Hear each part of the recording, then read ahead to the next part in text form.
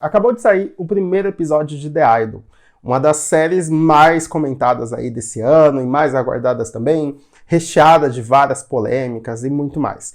Eu já fiz uma análise aqui sobre o primeiro episódio, o episódio de estreia.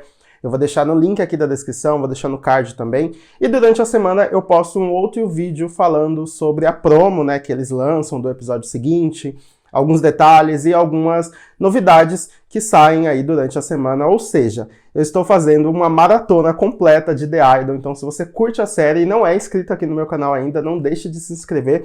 E claro, além dela, eu falo de várias outras séries, como por exemplo, Euphoria, que é do mesmo criador e talvez até do mesmo universo que The Idol. Então é isso. Nesse vídeo aqui a gente vai falar tudo sobre esse segundo episódio que eu acabei de assistir. Vou fazer essa minha análise, claro, com spoilers. Lembrando que a minha análise ela é um pouco diferente, porque ela é uma análise mais do que eu tô achando, do que eu senti naquele momento, e aí eu vou narrando etapa por etapa, né, desse episódio. Episódio esse que se chama Fantasia em Dobro, e a gente pode interpretar esse título de diversas formas, né?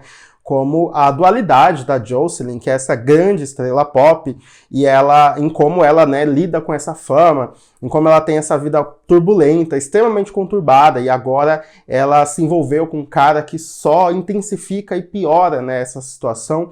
E durante todo o episódio a gente vê muitas coisas em dobro. A gente vê duas tramas, né, uma trama um pouco mais paralela e a trama principal, né? Por exemplo, a Jocelyn lá focada, que eu vou falar com mais detalhes, no videoclipe dela, enquanto tem outros arcos ali rodeando, né, o arco principal, e isso vai acontecendo durante todo o episódio. Bom, após a Jocelyn ter vivido uma noite de prazer com Tedros, que agora sim eu sei falar o nome dele, eu tinha falado de uma outra forma, mas enfim, agora tá correto. O Tedros, né, mostrou para ela, enfim, grandes prazeres envolvendo asfixia, né, enforcamento e tal, um grande fetiche que provavelmente a Jocelyn tem, ao mesmo tempo que eles também trabalharam nessa música dela, né, do qual ele achava que não tinha atingido o seu potencial, e ela até mesmo concordava, ela achava que não era uma música para ela e tudo mais, e aí eles passaram a noite inteira, né, trabalhando nisso, e no dia seguinte a gente vê, né, no comecinho aí do episódio, ela reunindo toda a equipe para mostrar esse remix dessa música. E muita gente ficou com dúvida no meu vídeo anterior se a voz, né, da Jocelyn, a voz ali na música, é da Lily Rose Depp, a atriz que interpreta ela, e sim, é a voz dela de verdade. É ela quem tá cantando ali. O fato é que ela mostra esse remix para toda a equipe.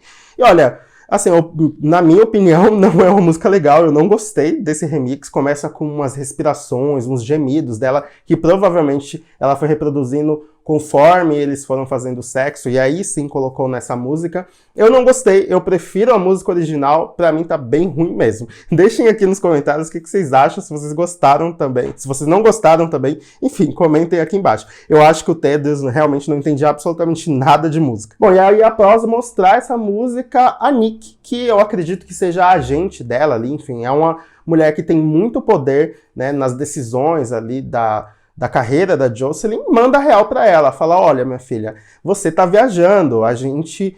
e aí ela conta várias coisas que a gente precisava saber, né, para complementar aí o passado da Jocelyn. Primeiro que, sim, a mãe dela morreu, e eu falei no meu último vídeo que não tinha divulgado, não tinha falado sobre a causa da morte, mas falaram sim, ela morreu de câncer, e nos braços da Jocelyn. Mas além disso, a gente descobre nessa conversa que quando a mãe da Jocelyn ficou doente, a equipe optou por cancelar a turnê para ela justamente ter esse momento com a mãe, mas a Jocelyn decide que não ia fazer isso e que sim, iria continuar com a turnê. Até que em um certo momento na turnê, ela começa a surtar e, enfim, liga pra Nick falando coisa com coisa e é encontrada em cima de um telhado falando asneira, sabe? Então ela basicamente teve um surto psicótico. Obviamente que pra equipe e pra galera que lida com dinheiro, isso foi um grande prejuízo, né?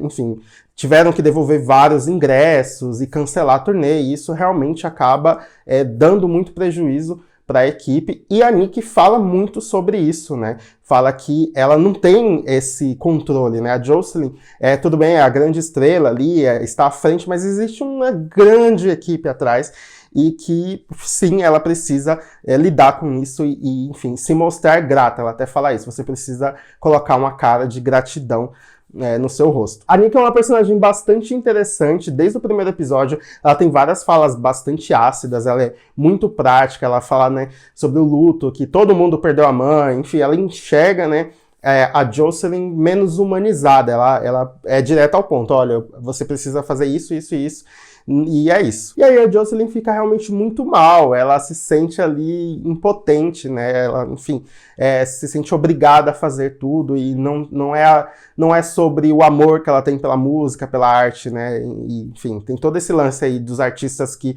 precisam realmente seguir ali estruturas de equipe, lançar hit, fazer sucesso e tal, e a gente vê isso claramente no rosto da Jocelyn. E aí mais tarde ela liga pro Tedros, que atende, né, falando que tá sozinho, só que na verdade não, ele tem um monte de gente ali, que inclusive tem um cara que trabalha para ele, que está ligando para Leia. Lembra que eu falei que quando a Jocelyn vai nessa boate do Tedros, tem várias pessoas ali circulando que parecem ser parecem trabalhar para o Tedros e que tem meio que uma missão. É como se ele falasse, olha, você é encarregado de fazer isso, de fazer aquilo, sabe? Justamente foi algo pensado, né? A saída dela até essa boate foi pensada e cada momento que passa a gente percebe isso. Mas então, esse rapaz está ali tentando se envolver com a Leia e a gente vai ver que ele vai, de fato, se envolver aí durante o episódio. Mas enfim, o Tedros fala que a Jocelyn não deveria ter mostrado essa música ainda para a equipe porque ela não estava pronta.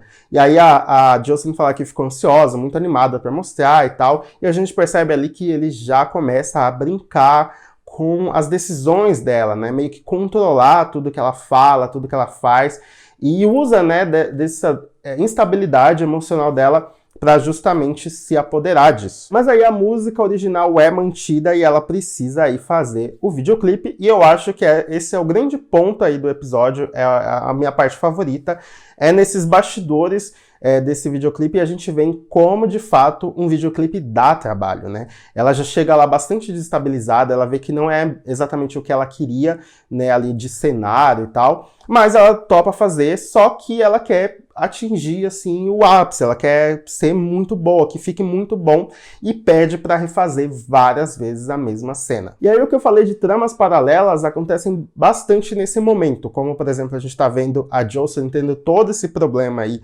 na dança, para, enfim, ficar perfeito, ao mesmo tempo que tem algumas outras pessoas que trabalham para ela conversando entre si. O intermediador dessas conversas é o Ryan, que eu acredito que seja o agente dela. Eu nunca sei aqui os nomes corretos, né, dessas pessoas que trabalham com ela, mas eu acredito que seja o agente. Ele tá preocupado com ela, de fato, porque ela já vem mostrando uma certa instabilidade. E essa preocupação cresce ainda mais quando a Destiny, que é uma outra pessoa que trabalha lá na equipe, fala que descobriu que tem um tal de Tedros, ou seja, o Tedros, o sobrenome dele também é Tedros, está se envolvendo com a Jocelyn. Ela revela que ele é do Havaí, e que ele tem uma boate em Hollywood e que deve muito dinheiro para muita gente. Ou seja, esse cara não vale nada. Depois o Ryan vai conversar com a Leia para saber também sobre esse tal de Tedros. E aí tem todo um lance dela tentar descrever ele sem falar que ele é negro, né?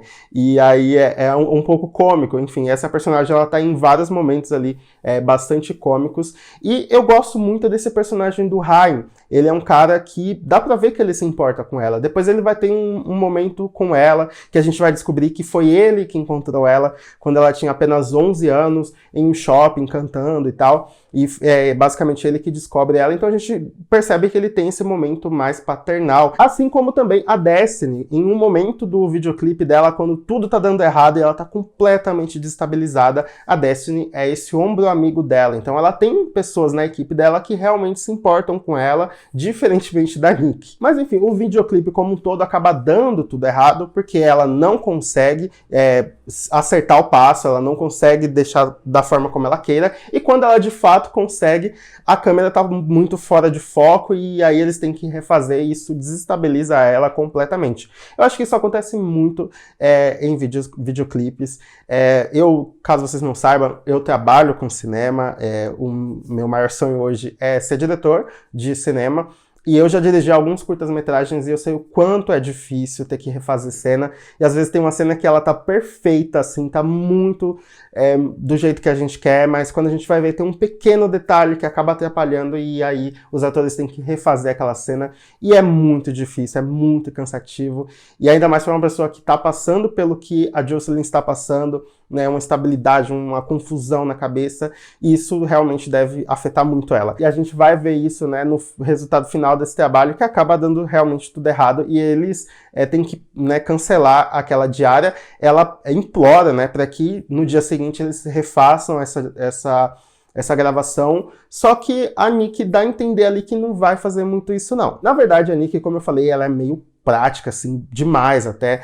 Ela olhando ali os dançarinos, acaba encontrando a Diane, que é interpretada pela Jenny. Ela vê o talento da Diane, pede para ela cantar, gosta da voz dela e já, de cara, arruma uma música para ela, um estúdio para ela cantar, ou seja, para ela se tornar uma estrela pop. E tudo isso dá a entender que a Nick já está pensando em substituir a Jocelyn, e eu acho que é muito isso, gente. A indústria, assim, principalmente essa indústria dos Estados Unidos, é uma coisa muito maluca. Esses artistas, eles podem sim ser substituíveis e, cara, é muito doloroso, né? Enfim, a gente tá falando aí de um trabalho, de uma vida de uma pessoa que acaba sendo descartada, assim, jogada no lixo, mas isso, né, pode acontecer. E aí, por falar na Diane, a gente tem uma grande revelação aí mais pro fim do episódio, que ela não é quem a gente pensa que ela é.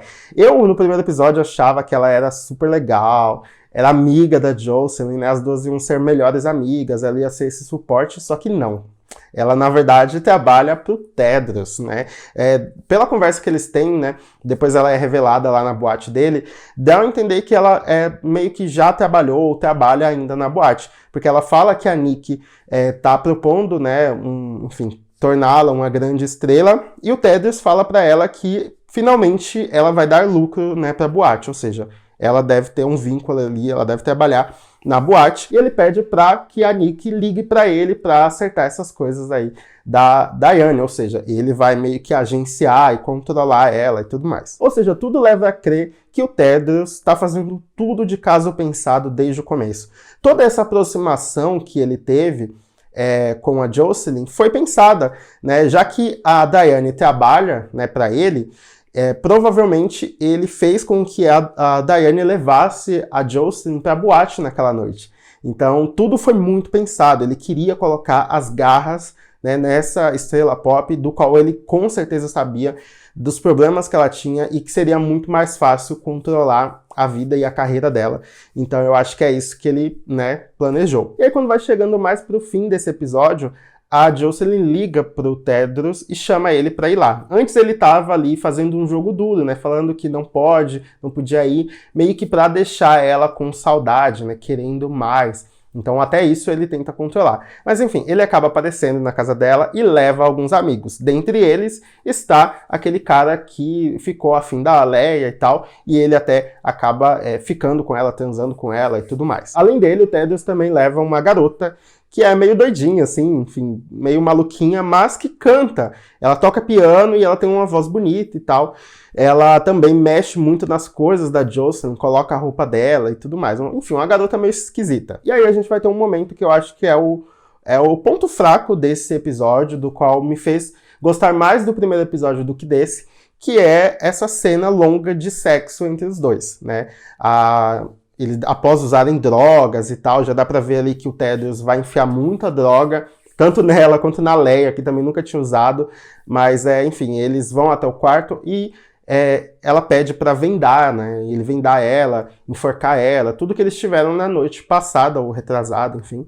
E aí ele faz isso e vai narrando ali como que ele vai fazer o sexo com ela e tal. E é uma cena, confesso, muito, muito longa. Eu achei tediante, sabe? Eu entendo que o Sam Levinson queria deixar uma coisa assim, sexy, e, enfim, picante e tal, mas ficou maçante, ficou uma cena longa, que não fazia tanto sentido. E até mesmo o clima da cena, eu não gostei, eu achei morno, sei lá, não curti, de verdade. Eu acredito que vai ter muitos momentos ainda como esse, de sexo, né?